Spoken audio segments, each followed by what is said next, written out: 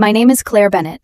I'm 31 years old, and 3 days ago, I almost married a man who had already planned the end of our marriage before it even began. The wedding happened, the guests came, the flowers were arranged in tall ivory columns around the aisle. My mother cried before the ceremony even started. The photographer captured everything: the lace, the champagne, the nervous smiles, the gold light pouring through the windows of the venue. But there was no marriage. 2 weeks before the wedding, I came home early from a work trip. My flight had been canceled, then somehow replaced with an earlier connection. I landed around 10 at night instead of the next morning.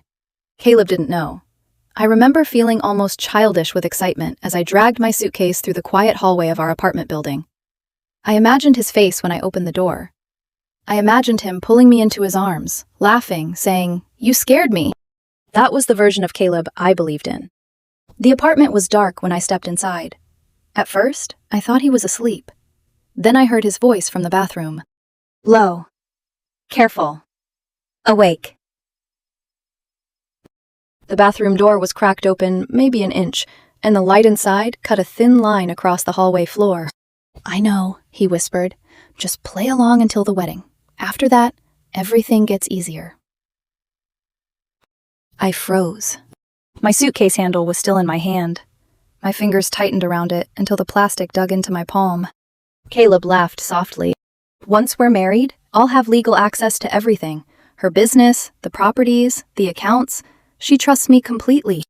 There are moments when your body understands danger before your mind accepts it. Mine went cold from the inside out.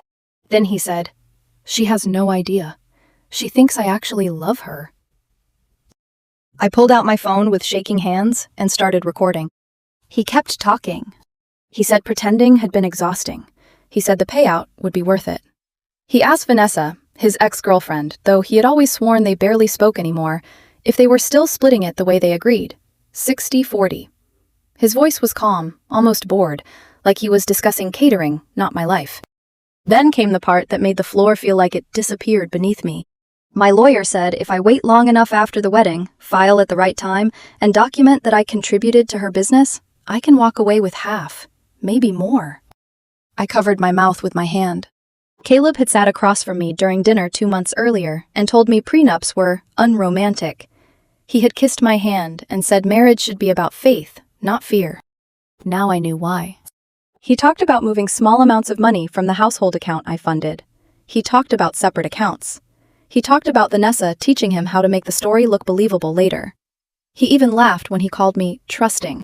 Pathetic. That word stayed with me.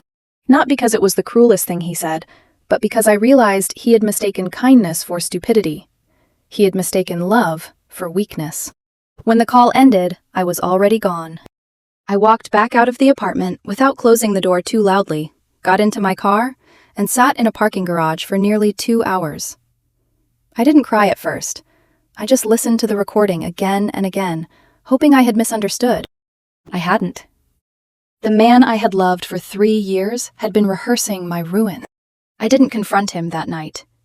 I didn't confront him the next morning when I came home, pretending my trip had gone as planned. I kissed him back when he greeted me. I let him ask about my flight. I watched him pour coffee in the kitchen where we had once talked about baby names and paint colors, and where we might spend our 10th anniversary. Every word out of his mouth sounded like theater. For 2 weeks, I became an actress too. I approved final flowers. I smiled through catering calls. I nodded when Caleb complained about seating arrangements. I let him hold my hand in front of my mother. I let him call me soon-to-be Mrs. Monroe, and every time he did, something inside me hardened. My lawyer was the first person I told. He listened to the recording in silence. By the time Caleb's voice finished playing, his expression had changed completely. "Claire," he said, "this is fraud, and the money transfers may be theft." "How bad is it?" "Bad enough that you should not walk into that marriage unprotected."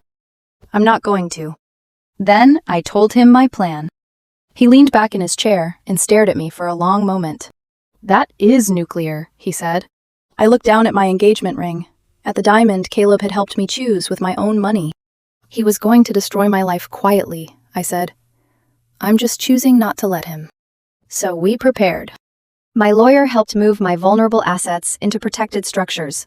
I changed beneficiaries. I secured business documents. We pulled statements from the household account and found nearly $14,000 missing over 8 months. $14,000. Not enough to destroy me, maybe, but enough to prove the man sleeping beside me had already begun. Then I called the wedding venue. I didn't tell them everything, only enough. Their events manager was kind but cautious. Their legal team got involved. It took hours, extra fees, and carefully revised language, but the contract was modified. If the wedding failed because of fraud or misrepresentation by the groom, financial responsibility would shift fully to Caleb and his family. He signed it without reading. That almost broke my heart more than anything else. Not because I felt sorry for him, but because I realized how deeply he believed I would never fight back. On the morning of the wedding, I woke before sunrise. The dress hung from the closet door like a ghost from another life. My makeup artist said my skin looked flawless. My mother said I looked peaceful. I wasn't peaceful. I was steady. My best friend Mara knew everything. So did my older brother Ethan. While the photographer took pictures, Mara squeezed my hand and whispered, "You can still walk away quietly." I looked at myself in the mirror. White dress, perfect hair, calm face, dead eyes. "No," I said, "he doesn't get quiet." The venue was full when I arrived. 150 people. Friends, relatives, co-workers, neighbors, everyone smiling. Everyone waiting for a love story. Caleb stood at the altar in a black suit, looking handsome enough to fool the whole room. His eyes softened when he saw me. He even wiped at them, as if emotion had overwhelmed him. For 1 second, just one, I saw the man I thought he was. Then I remembered his voice in the bathroom. "She thinks I actually love her." I walked down the aisle. Every step felt like crossing a bridge that was burning behind me. The music faded as I reached the altar. Caleb took my hands in his, warm and steady, and smiled like the perfect fiancé. Anyone watching would have believed he was in love. Honestly, if I hadn't heard that phone call myself, I probably would have believed it too. The officiant began the ceremony. The room glowed gold beneath hanging chandeliers. Crystal glasses shimmered on the reception tables behind the ceremony seating. Somewhere in the crowd, my mother sniffled softly into a tissue. I remember thinking how strange it was that life could look so beautiful seconds before detonating. Caleb kept glancing at me with that practiced tenderness I used to melt under. "Are you okay?" he whispered once while the officiant spoke. I looked directly into his eyes. I'm perfect. If he noticed the difference in my voice, he didn't show it. The officiant moved through the ceremony calmly, smiling at the guests, talking about commitment and trust and lifelong partnership. Every word felt almost cruel now. Trust. That word nearly made me laugh. Then came the vows. The officiant turned toward Caleb first. "Do you, Caleb Monroe, take Claire Bennett to be your lawfully wedded wife?" "I do," Caleb answered instantly, confidently. Of course he did. The officiant smiled warmly before turning toward me. "And do you, Claire Bennett, take Caleb Monroe?" "I have something I'd like to do first." The room shifted. It was subtle at first, just confusion. A few exchanged glances. My mother lowered her tissue slowly. Caleb's smile faltered for half a second. The officiant blinked politely. "Of course." Caleb leaned closer. "Claire?" I stepped back from him. "I think," I said clearly, my voice echoing slightly through the microphone. "Before this ceremony continues, everyone here deserves to hear something." A nervous laugh rippled through part of the crowd. People thought maybe it was a surprise slideshow or sentimental speech. Caleb didn't laugh. His fingers tightened around mine. "What are you doing?" he whispered. I gently pulled my hand away. Then I nodded toward the DJ booth. Mara had coordinated everything earlier that morning. The DJ immediately muted the music and connected my phone audio to the venue speakers. Caleb's face drained of color. "Claire," he hissed, suddenly panicked. "What is this?" I pressed play. His voice filled the ballroom. "I know, just play along until the wedding. After that, everything gets easier." The reaction was immediate. Gasps. Sharp whispers. Someone near the back said, "Oh my God." Caleb froze beside me, like his body had stopped functioning. Then Vanessa's faint voice crackled through the speakers, asking if he was sure I suspected nothing. And then came Caleb's answer. She trusts me completely. Silence spread across the room like a living thing. My father stood up slowly from his chair. My mother looked confused at first, then horrified as realization began sinking in. The recording continued. Once we're married, I'll have legal access to everything. Her business, the properties, the accounts. A woman near the front covered her mouth. Caleb suddenly lunged toward me. "Turn that off!" Ethan stepped between us instantly. My brother was taller than Caleb by several inches, and the look on his face could have cracked stone. "Don't touch her," Ethan said quietly. The recording kept playing. "He thinks I actually love her." I saw Caleb's mother physically stumble backward into her chair. It's been exhausting pretending. My chest tightened hearing those words again, but this time something unexpected happened. It didn't hurt the same way anymore, because now everyone heard it. Not just me. Everyone. Then came the laughter. His laughter. The part where he called me pathetic for trusting him. The ballroom erupted into whispers. Some guests looked at Caleb with disgust. Others looked stunned, like they still couldn't process what they were hearing. A few people had already pulled out their phones. Then the worst part played. My lawyer said if I wait long enough after the wedding, I can walk away with half. My aunt audibly cursed under her breath. Caleb finally found his voice. "This is fake!" he shouted over the speakers. "Claire, stop this right now!" I didn't move. The recording continued, exposing the money transfers, the hidden accounts, the discussions with Vanessa, every calculated detail. By the time it ended, the room felt poisoned. No music. No movement. Just 150 people staring at the groom standing beside me. Caleb looked around wildly, desperate for control. "It's edited," he said quickly. "She manipulated it. She's twisting—" "It's time-stamped," I interrupted calmly. My voice sounded almost detached now. "My lawyer has copies, multiple copies, including the original metadata." Caleb's father turned slowly toward him. "Tell me that isn't your voice." Caleb swallowed hard. "I can explain." That answer alone told everyone the truth. His mother burst into tears. Vanessa wasn't there physically, thank God, but suddenly her name was everywhere in the whispers around the room. Wasn't that his ex? He's been talking to her this whole time? Did he really steal from Claire? I reached into the small white purse hanging at my wrist and removed printed bank statements. I also have documentation showing nearly $14,000 missing from our household account over the last 8 months.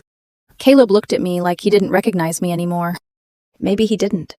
Because the woman standing in front of him wasn't the same woman who used to believe every sweet thing he said. "You went through my accounts?" he snapped. "Our accounts," I corrected. "The ones I funded." His mother rushed toward me then, mascara already streaking down her face. "Claire, sweetheart, this is a misunderstanding." I stared at her. There was something tragic about watching a mother realize her son had become a stranger in real time. "A misunderstanding," I repeated softly. "Your son planned my financial destruction." Caleb grabbed my arm suddenly. "Can we talk privately?" I looked down at his hand gripping me, then back up at him. "No." The room watched everything. Every crack. Every lie collapsing under its own weight. "You're humiliating me," Caleb whispered. The audacity of that nearly took my breath away. "You were going to ruin my life," I said quietly. "You already started." He lowered his voice desperately. I wasn't really going to do it. But even as he said it, neither of us believed him. Because innocent people don't secretly consult divorce attorneys before the wedding. Innocent people don't move stolen money into hidden accounts. Innocent people don't rehearse betrayal. My father walked toward me then. He didn't say anything at first. He simply stood beside me, solid and furious, like he was trying not to explode. Then he looked directly at Caleb. "You will never contact my daughter again." Caleb's face hardened slightly at that, like desperation was finally giving way to anger. "You really think you're innocent here?" he snapped at me. "You could have canceled quietly." There it was. Not remorse. Not guilt. Just outrage that he got caught publicly. I smiled sadly. "You don't get to betray me privately and demand dignity publicly." The silence after that line felt enormous. Then I turned toward the officiant. I will not be marrying Caleb Monroe today. The officiant nodded once, awkward and pale. I took off my engagement ring. For a second, I remembered the night he proposed. Snow falling outside the restaurant, tears in my eyes, his hands shaking as he asked me to spend forever with him. I almost mourned that memory more than the relationship itself, because now I knew it had probably never belonged to me. I placed the ring in Caleb's hand. You should keep this, I said. Seems like you always valued assets more than love anyway. His face twisted with humiliation. Then I walked away. Behind me, chaos erupted. His mother crying. Guests shouting questions. Someone demanding answers from Caleb. Someone else asking whether the reception was canceled. But I kept walking. Mara grabbed my hand near the exit. Ethan followed close behind us, like security. And just before I stepped outside the venue doors, I turned back one final time. Caleb stood alone at the altar, surrounded by wreckage. Exactly where he deserved to be. Outside, the evening air hit my face cold and sharp. For the first time in 2 weeks, I could finally breathe. Then my phone buzzed. A message from my lawyer. The venue contract modifications were officially active. Since the marriage failed due to documented fraud by the groom, all financial responsibility transferred to Caleb and his family. Venue, catering, flowers, photography, DJ. Everything. $43,000. I stared at the screen for a second before slipping the phone back into my purse. Mara looked at me carefully. How do you feel? I glanced back at the glowing venue behind us. Then at the wedding dress I suddenly hated wearing. Free, I whispered. I spent my wedding night on my brother Ethan's couch wearing sweatpants and staring at the ceiling until sunrise. The dress was still hanging in the bathroom when I woke up the next morning. Seeing it there felt surreal, like evidence from someone else's life. My phone had become unusable by then. 93 missed calls. Dozens of texts. Voicemails stacked one after another. Most were from Caleb. Some were from his family. A few came from mutual friends asking what the hell had happened. I blocked Caleb after the 11th voicemail. The first few messages had sounded desperate. Claire, please call me. You misunderstood. We can fix this. But the tone changed fast once he realized I wasn't responding. You embarrassed me in front of everyone. You destroyed my life. How could you do this to someone you loved? That last one almost made me throw my phone across the room. Loved. The word sounded rotten coming from him now. Ethan made coffee while I sat at the kitchen counter, wrapped in a blanket. You sleep at all? He asked. Not really. You hungry?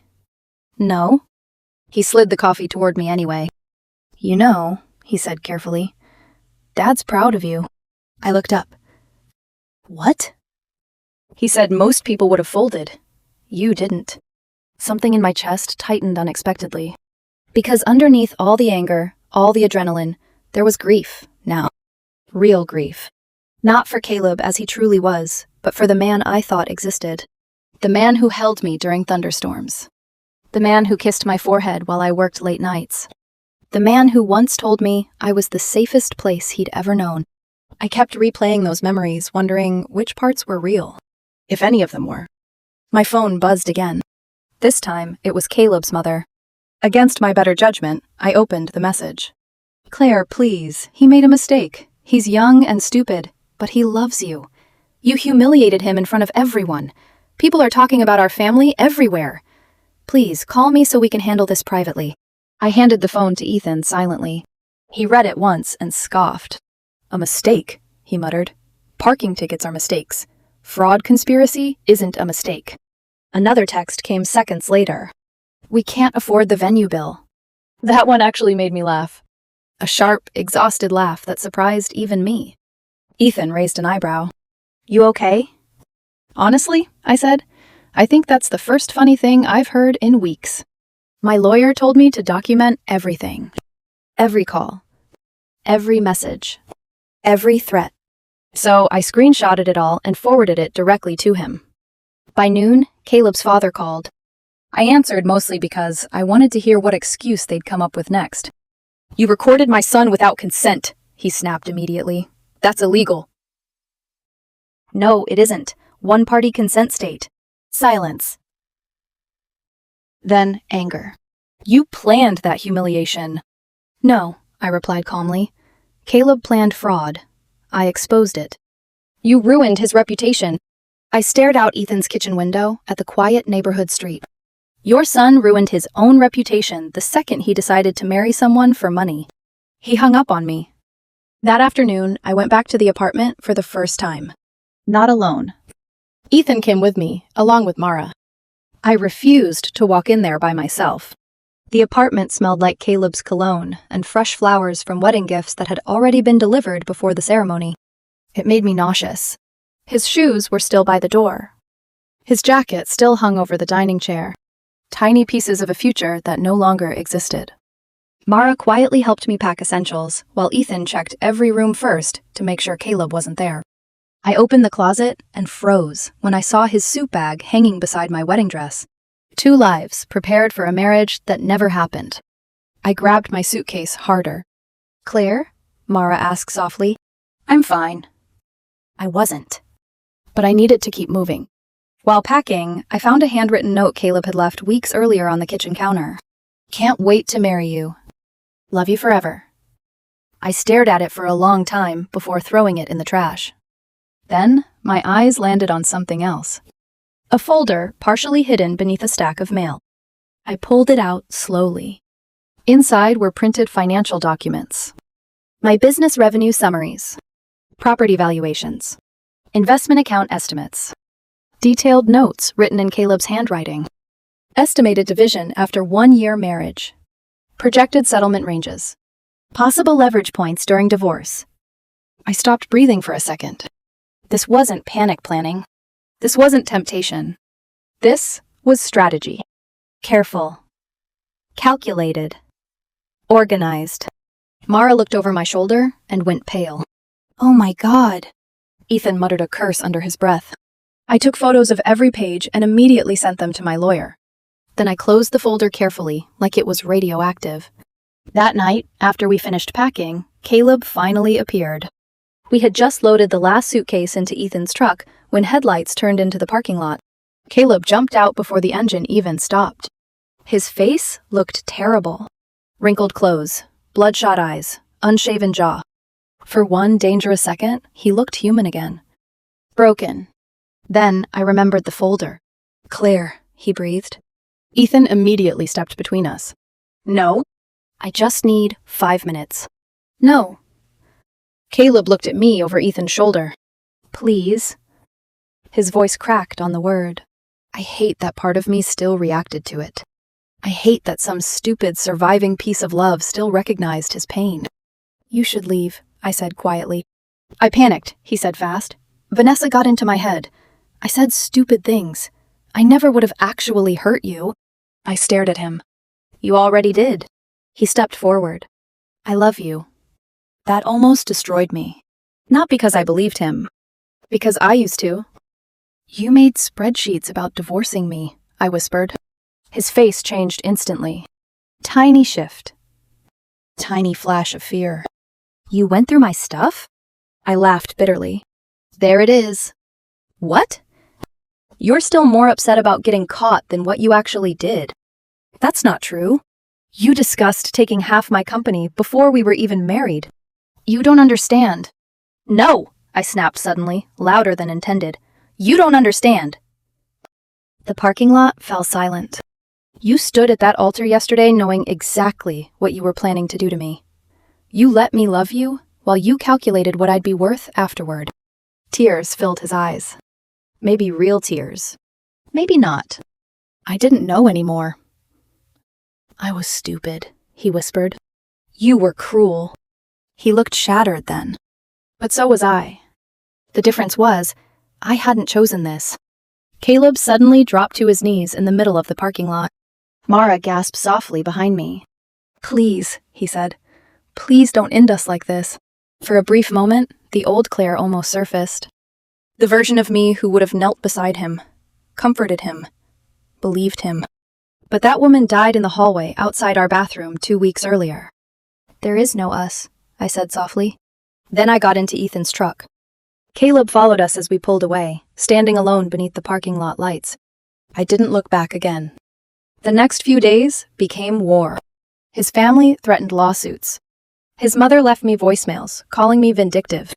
His younger sister posted vague things online about false narratives and emotionally abusive women. Then Caleb's lawyer officially contacted mine. Defamation. Intentional emotional distress. Breach of contract. My lawyer called me laughing. Do they seriously think they can intimidate you after the evidence they left lying around their apartment? What happens now? Now, he said calmly. Now we bury them. Apparently, Caleb's lawyer had no idea about the financial folder or the complete bank evidence yet. Once my lawyer sent everything over, including the recording metadata and transaction history, the tone changed quickly. The lawsuit threats disappeared almost overnight. But Caleb didn't stop. 3 days later, he showed up at my office. Security had let him upstairs because he claimed he was delivering legal documents. When I stepped out of a meeting and saw him sitting in the reception area, my stomach dropped instantly. He stood the second he saw me. My coworkers went silent. "Claire," he said carefully, "can we please talk privately?" "No. Just listen to me. You need to leave." Pain flashed across his face. "You really hate me now?" The question almost sounded sincere. "I don't know you well enough to hate you," I replied. That one landed hard. He lowered his voice desperately. "I was scared." "Of what?" "Not having enough. Losing everything someday. Vanessa convinced me. You were planning to take everything from me." I wasn't thinking clearly. "You thought very clearly," I said. "That's what makes this terrifying." People around us pretended not to listen, while very obviously listening. Caleb noticed too, and suddenly his expression darkened. "You didn't have to destroy me publicly." There it was again. Always the humiliation. Never the betrayal. I folded my arms slowly. "You wanted me embarrassed quietly while you stole from me politely?" His jaw tightened. "You're enjoying this now." "No," I said honestly. "I'm surviving it." Security arrived moments later. Caleb looked at me one final time before they escorted him away. And right before the elevator doors closed, he said something that chilled me. "You're going to regret making me the villain." That night, someone sent fake emails to 3 of my major clients, claiming I committed financial fraud. The accounts were anonymous. But I knew. Deep down, I knew. The war wasn't over. It was only getting uglier. The fake emails were only the beginning. By the end of that week, I felt like my entire life had become damage control. My clients called one after another asking if the accusations were true. Thankfully, most of them knew me well enough to question it immediately, but I still spent hours forwarding records, explaining the situation, and reassuring people that, no, I was not under investigation for fraud. The irony almost made me sick. Caleb had tried to destroy my credibility before I could fully destroy his. My lawyer sent cease and desist letters immediately. Harassment. Defamation. Business interference. He warned Caleb and his family that if one more incident happened, we'd escalate everything legally. For 2 days, things went quiet. Then the package arrived. Ethan brought it inside one rainy afternoon, while I sat at the kitchen table sorting paperwork. "No return name," he said. I opened it carefully. The second I saw the cover, my chest collapsed inward. My grandmother's cookbook. The one thing I'd begged Caleb to be careful with when we first moved in together. Handwritten recipes in fading blue ink, notes in the margins, little stains from decades of cooking. My grandmother had passed away 5 years earlier. That cookbook was one of the few things I had left of her. Every single page had been shredded. Not torn once. Shredded. Methodically.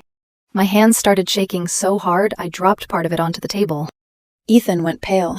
"Claire." For a second, I genuinely couldn't breathe. Grief hit differently than anger. Anger burns hot. Grief hollows you out. I stared at the ruined pages and suddenly saw my grandmother teaching me how to knead dough when I was 10. I heard her laugh, smelled cinnamon and vanilla and Sunday mornings. Gone. Destroyed because someone wanted revenge. That was the moment something final broke inside me regarding Caleb. Up until then, some small, wounded part of me still wanted to believe he'd been manipulated by greed or fear or Vanessa. But cruelty like this? Cruelty that deliberate? No, that came from somewhere darker. I called my lawyer immediately. "I'm done being reasonable," I said. He was silent for half a second. "Understood." A police report was filed that same day. Caleb denied involvement immediately, of course. But the package had come from his mother's address. Coincidence, apparently. Everything was always coincidence with them. Around the same time, the financial investigation deepened. My lawyer uncovered 3 credit cards Caleb had secretly opened using our apartment address. Combined debt, nearly $11,000. Luxury purchases. Designer clothes. Cash withdrawals. Spa weekends. Weekend hotel bookings I never knew about.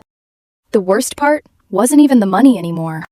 It was realizing how carefully he had been building a second life behind my back while smiling in my face every morning.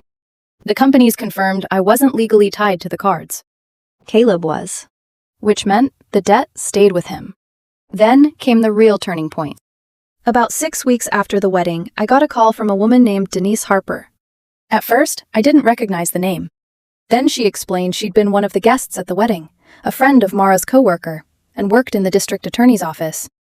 "There's something you need to know," she said carefully. I sat down immediately. Denise explained that investigators had been quietly looking into a possible marriage fraud scheme involving multiple people for nearly a year. Not enough evidence. Not enough cooperation from victims. But my recording changed everything, especially Vanessa's voice. The second Denise heard the audio at the wedding, she recognized details matching another ongoing case. My stomach turned cold.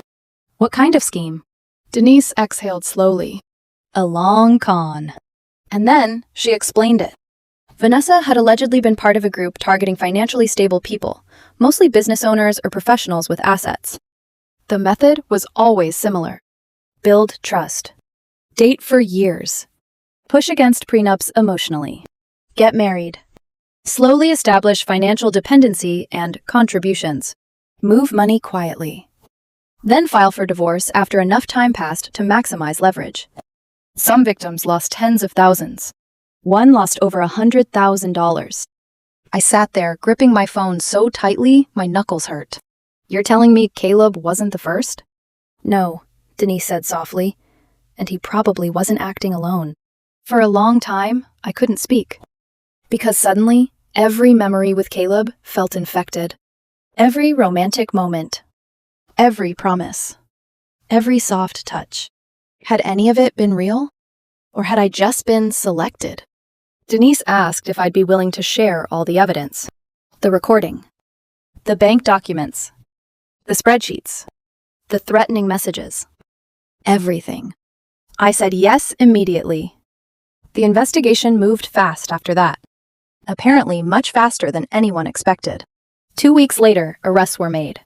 Vanessa, 2 other women connected to previous cases, and Caleb. Conspiracy to commit fraud. Financial theft. Organized fraud activity. I found out through the news before my lawyer even called. Seeing Caleb's mugshot online nearly made me physically ill. Not because I pitied him, because once upon a time, I loved that face. His mother blamed me publicly for everything. According to her, I had destroyed a young man's future over relationship mistakes. Relationship mistakes. As if Caleb had accidentally forgotten an anniversary instead of planning financial exploitation. But public sympathy wasn't really on their side anymore, especially after more victims started coming forward. Men and women.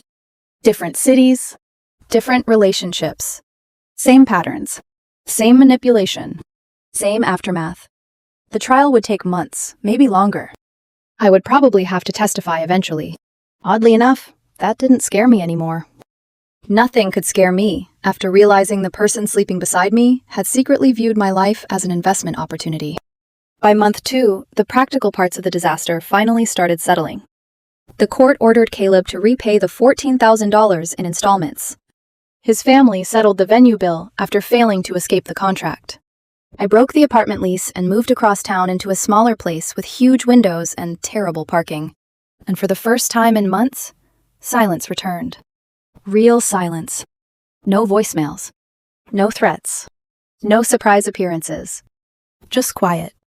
Therapy helped more than I expected. At first, I hated going. I hated sitting in a softly lit office explaining how someone had weaponized my love against me. But my therapist said something during one session that stayed with me. "You keep asking whether the relationship was real," she said. "But maybe the better question is whether your love was real." I frowned. Of course it was. Then don't let his deception poison your ability to value your own honesty. That nearly made me cry, because I had spent weeks feeling stupid. Weak. Humiliated. But loving someone sincerely isn't stupidity. Betraying someone sincerely is. A few nights ago, Mara came over with wine and takeout, and we sat on my apartment floor because I still hadn't bought proper furniture yet. She studied me for a while before asking quietly, "Do you regret exposing him publicly?" I thought about it honestly. About the wedding. The recording. The fallout. The arrests. The destruction. Then I shook my head. No. Because Caleb had counted on my silence. He had counted on shame protecting him. He believed I would quietly disappear rather than publicly reveal what he'd done. And maybe that strategy had worked on other victims before me. But not this time. This time, the truth got a microphone. Last week, Caleb tried reaching out through a mutual friend. Apparently, he wanted to apologize. Explain himself. Get closure. I didn't answer. There's nothing left to explain. Some betrayals are so complete that explanations stop mattering. Tonight, as I sit in my new apartment writing this, the city lights are reflecting against the windows beside me. The future still feels uncertain sometimes. Trust feels fragile now. Dating again feels impossible. But I'm alive. My finances survived. My business survived. And most importantly, I survived loving the wrong person. That has to count for something. If there's one thing this experience taught me, it's that truth eventually exposes people who mistake kindness for weakness. Caleb gambled on my silence. He lost.